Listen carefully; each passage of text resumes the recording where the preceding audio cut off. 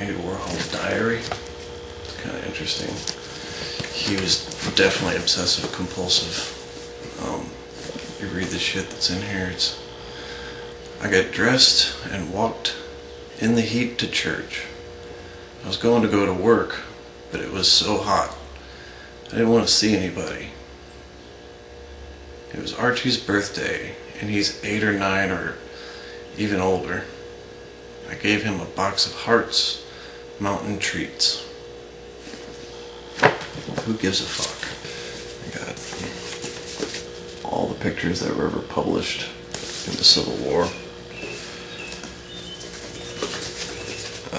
Especially in Harper's Weekly. See all that? There's some good America there.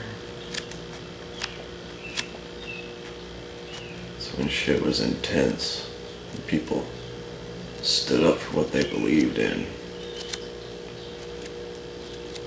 You know? That's all Americans there.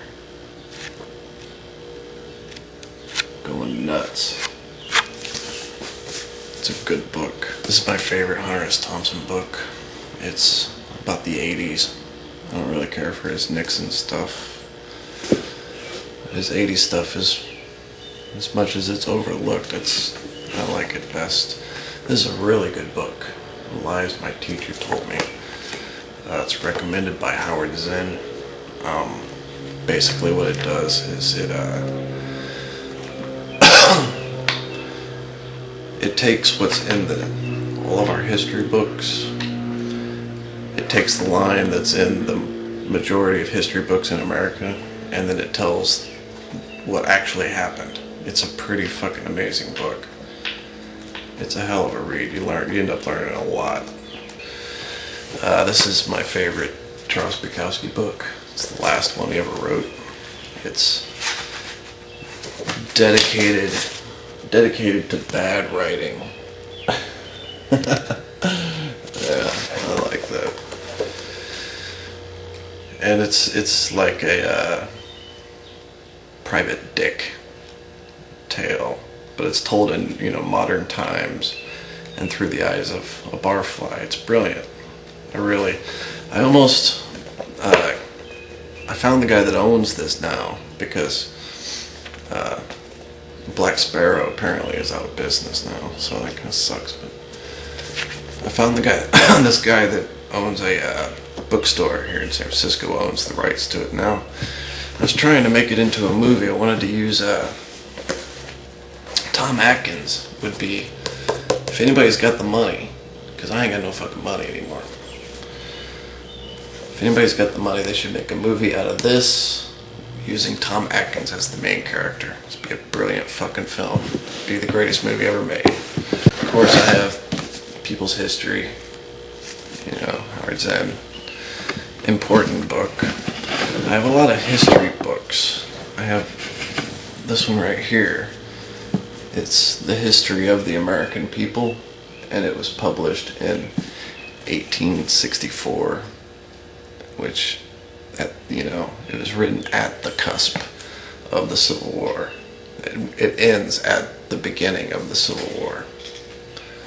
But it doesn't go into much detail about it, This is a Union book, and it sort of reads like a Bible, like these American, all the presidents are prophets, and all its people are its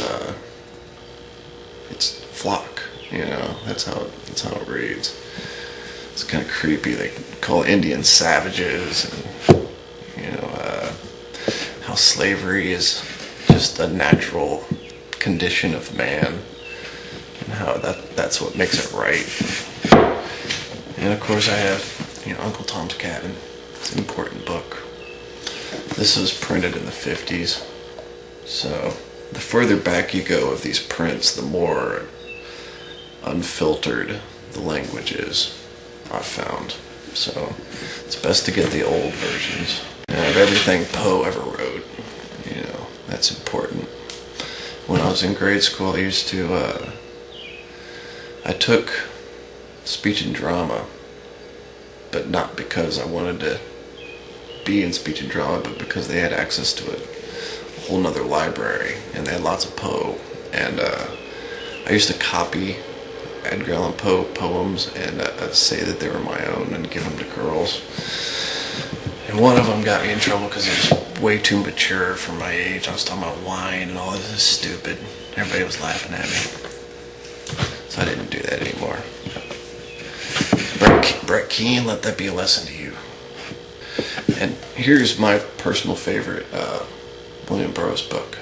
It's about writing. And I personally don't have a real taste for his style. But this book is awesome because it talks about why he writes the way he writes. And it's called The Job. It's a really good fucking book. This is a good book. Pretty Boy Floyd. Supposedly it's in production, being a movie. A fan of mine sent me this from, I guess it's been over a year now. It's like a tourist guide for people that want to go to Thurman, West Virginia. He also sent me Robert Byrd's album, which I cannot fucking find because I lose everything. And of course I got some Kurt Vonnegut. This was his biggest flop. I think it was the first one he put out in the 80s. Totally flopped, but it's the only book of his that I've found remotely entertaining. I don't like science fiction, not into it. Which comes to my favorite writer ever, which is Hubert Selby. Hubert Selby changed the rules forever.